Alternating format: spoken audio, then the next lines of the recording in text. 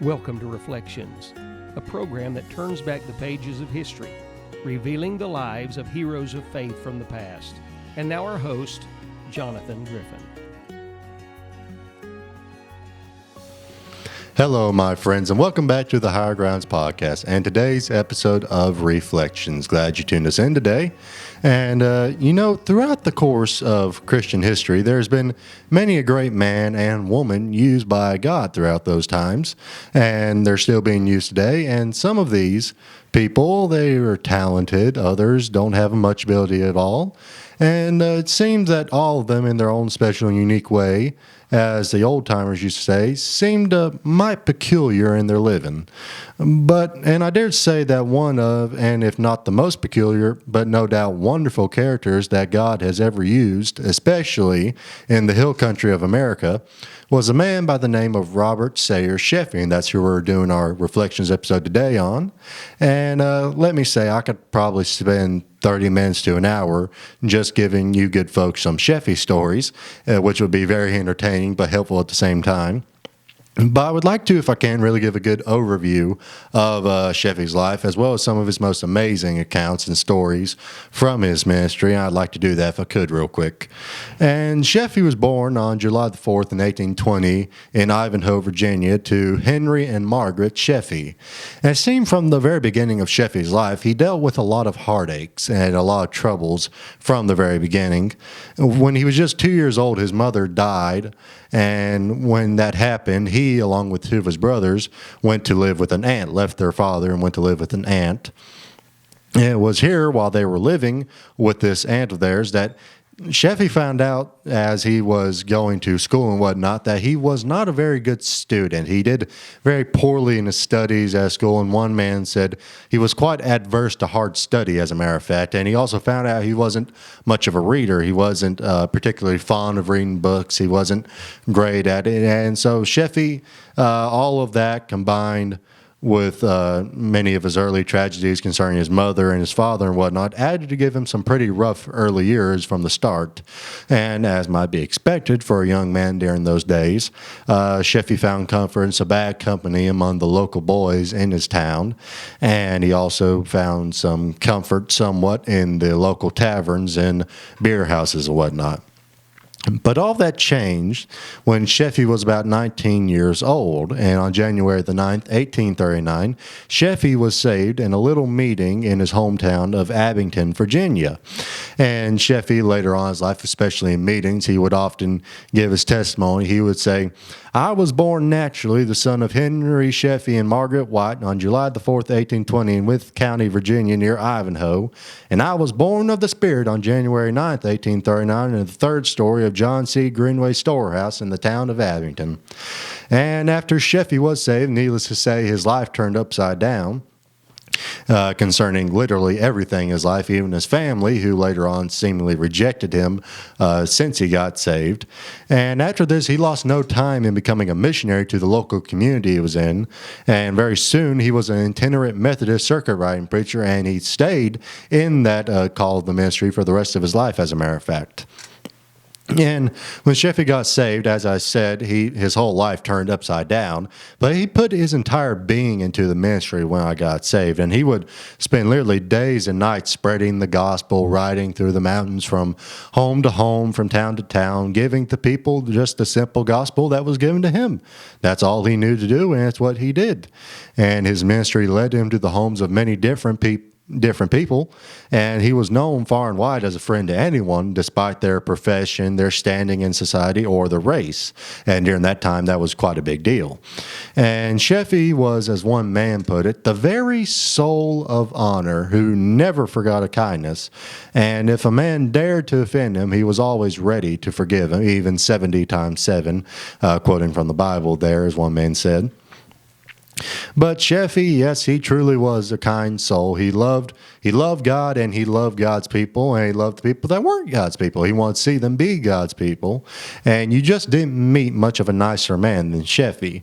And granted, though, he was no doubt a wonderful man, he was also in many ways, as I said earlier, a bit peculiar. In some ways, he was pretty strange when you get down to it. For example, one thing Sheffey was a bit strange in, he held great stock in the saying, cleanliness is next to godliness. In many ways, he held to that saying, physically, mentally, spiritually. He was very thorough in those areas when it came to cleanliness. And there's nothing strange about that. As a matter of fact, that's quite a good thing for any Christian to take care to that statement in their life. But when it gets to the point that you're sitting at the dinner table pouring cups of water on your face because you're afraid you might have splashed some food on your face or something, then it gets a little bit strange, if you get what I'm saying. And Sheffey would do that. And he once picked up a toothpick, as a matter of fact, in a certain home where he was visiting. And he began what appeared he was picking at his teeth, of course. But upon further examination, of course, this was in the later years of Sheffey's life, his host found that, as they said, he had no teeth in his entire head to be picking at. So Sheffey was a very thorough man when it came to cleanliness. Sometimes it could be a little strange and peculiar when it came to it. And he was also a very fond lover of sweets. He was also known a very fond lover of sweets. And often when Sheffey stopped at home, it was recorded that he would take a spoonful of sugar or syrup or cake, something sweet, whatever he could get his hands on, or the people would give him. And then he would cry out, "Sweet Jesus." And then he would commence to either praying or running or shouting or doing something of that sort. And so people thought, that's a little strange, of course. And then when asked later, actually interesting story concerning the sweets and all, when asked later about why he liked sweets so much, he later said that before he was saved, he was very fond of the taste of liquor and alcohol and whatnot. And when he got saved, he prayed that God would replace his taste and desire for liquor with the sweeter things in life. And we can see, just like many of his other prayers, God answered that prayer in great abundance, overflowing, as one might say. But despite Sheffey's peculiarities and his strange mannerisms, he was still instrumental in leading many hundreds, maybe thousands of people to Christ, especially in the mountain country around the Virginia place. And we have to ask ourselves this question, why was Sheffey so effective in this ministry to people?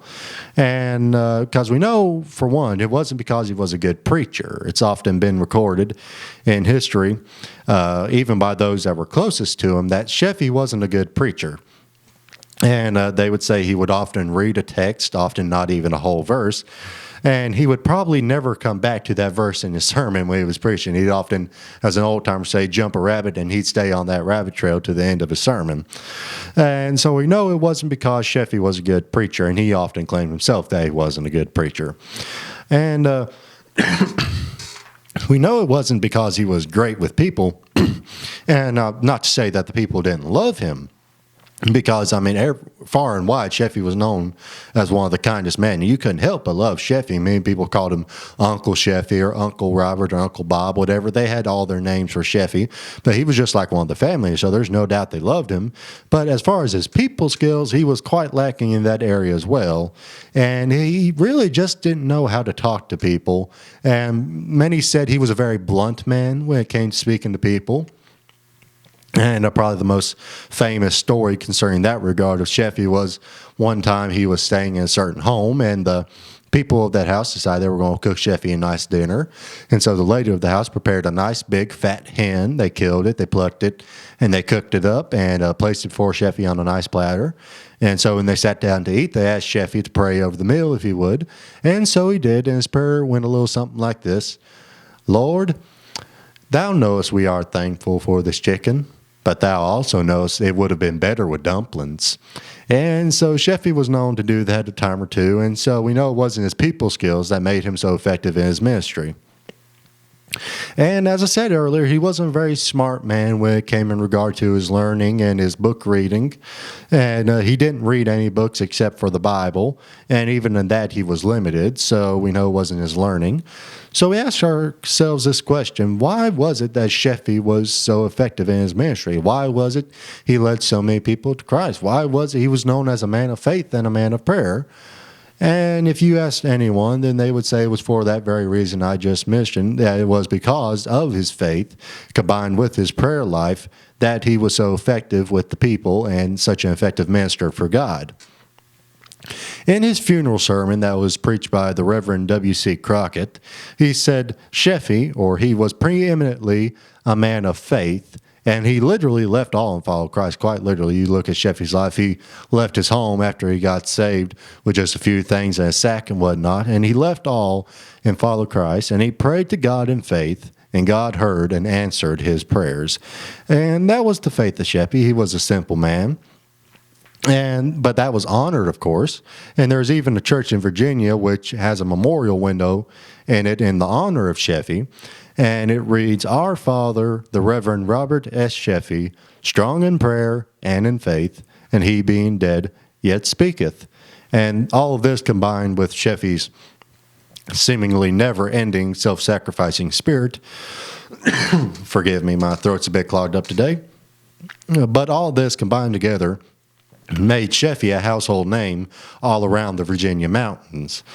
And in regard to his prayers, some of the people that he knew were actually afraid of him because of his prayers. And they said reason being was when he prayed, he was seemingly unaffected by his environment or his surroundings when he prayed.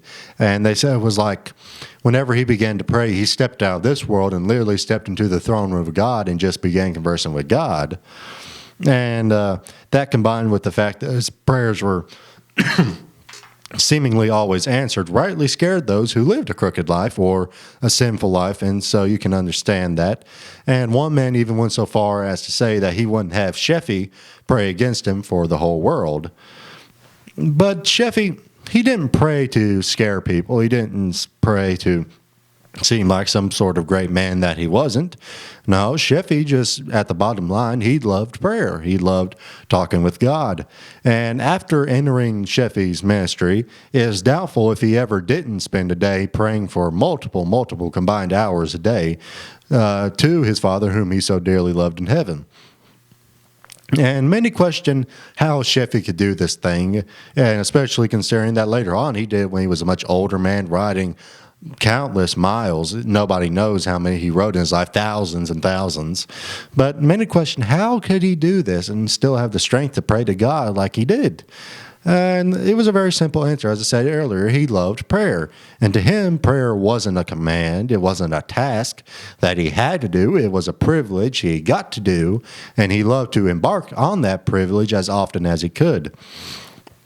And when he prayed, as one man who knew him said, he talked with God as he would talk with a friend, because God was Sheffey's friend. He was his friend, his Savior, his Father, his Lord. And multiple times a day, as Sheffey would ride from one place to another, he would get, to use a country term, a hankering to pray. And he often had certain places on trails he used often that he would always stop by and pray. And he would get off his horse, he would hitch you to a rock, a tree, a limb, something, whatever he could. And he would throw down his signature sheepskin he was so well known for. He used it as a prayer rug. And he then began communing with God right there beside the road, wherever he saw fit to do it. And one of Sheffey's favorite prayer verses he often used was John chapter number 15, verse number 7. If ye abide in me and my words abide in you, ye shall ask what ye will, and it shall be done unto you. And those words were as real to Sheffey as the earth on which he walked on, and he held dearly to those words throughout his entire life. And Sheffey in his prayers was a very, very specific man. And to give you a couple of examples, rather humorous but true examples, one time in a meeting Sheffey was in, things weren't going very well. And so the leaders asked him if he would pray over me. And of course, this was Sheffey. And just as a side note, the leaders of this meeting were very sophisticated doctors of theology and whatnot. They had somewhat made fun of Sheffey the entire meeting. And so the fact that they asked him to pray was rather humorous to Sheffey. And so Sheffey did, though. He got up there behind the pulpit and he prayed over the meeting. And this is how his prayer went. Lord, I think I know what the trouble is. I am sure that the devil is here, and I want you to take him by the nape of the neck and take him out there to the edge of the cliff, and I want you to kick him off it. And needless to say, the meeting went quite well after that, so we can only assume that no doubt the Lord answered Sheffey's prayer there. And another time, Sheffey was in a revival meeting, and some young folk caused quite a bit of commotion during the meeting. They were laughing and giggling and whatnot. And so Sheffey got up and he prayed. And he said, Lord, and may I say, it's not ever clear whether they actually asked Sheffey to pray or whether he did this on his own accord. But he prayed, Lord, there are some big devils here, and there are some little devils, and some middle-sized devils, no doubt referring to the young people. And he said, I pray you make them be quiet so that they won't disturb the meeting anymore. And, of course, those young people piped down. As a matter of fact, this story was given by one of the young ladies who was among those group of young people. She later got saved and became a good housewife and was a good mother as well. But yes, Sheffey's faith was a simple thing. It was mocked by many scholars in his day, probably would today among our men, but it undeniably worked. And just an example of his faith was whenever he would stop at the home of certain people where he would board and whatnot, he always had devotions with the family. And if word got out that Sheffey was there with the family, he would often hold little meetings with the neighbors, not really preaching to them so much, but he was talking to them about the deeper things of life. And though I said earlier, Sheffey was a very simple man, not very learned, but his mind, on the other hand, always was thinking on the deep and the holy things of life. On that, he always made sure to do. And those little meetings Sheffey held with the neighbors and the families often ended with tears on all sides of the family concerning what Sheffey would say to them. But that, at the end of the day, was who Sheffey really was. He was a man who loved God and he loved people. And as a side note, he also desperately hated liquor. And time would fail to tell of all the hundreds and maybe thousands of stills and breweries that Sheffey's prayers brought to the ground, whether that he turned them into a sheep pen, a goat pen, a hog pen. Some of them were crushed by trees, others burnt down. Others, the owner simply said, hey, I heard Sheffey's coming to town. I'm going to go ahead and sell everything and get rid of it because I know if he prays against me, it's going to be gone anyway. So Sheffey desperately hated the liquor. He was one of the main advocates against the liquor industry during those days. And likewise, time would fail to tell of all the sick that Sheffey prayed for in his time who got well. And time would fail to tell of all the lost that he prayed for who got saved, literally probably thousands and thousands of people. And the thousands of other seemingly everyday problems, whether that be a horse who got loose in the pasture that needed to be hitched, or a gate that or a door somebody just couldn't open, and just seemingly everyday problems where Sheffey saw just an opportunity to show what God could do. Not what Sheffey could do, but what God could do. And Sheffey always made sure that he showed God glory in that respect in his life. And so this was the life of Sheffey pretty much for all of his life. He continued on in this strange but yet faithful manner. And at the age of 82, Brother Sheffey, who had so faithfully served his Lord, finally got to meet face to face his Savior, whom he had been speaking to for so long. I'm sure he was greatly happy to see him finally. And anyway, so this was the life of Robert S. Sheffey. Forgive me for my coughing during the episode. I've had a bit of throat trouble. But I hope you've enjoyed it today. I hope it was a blessing to you.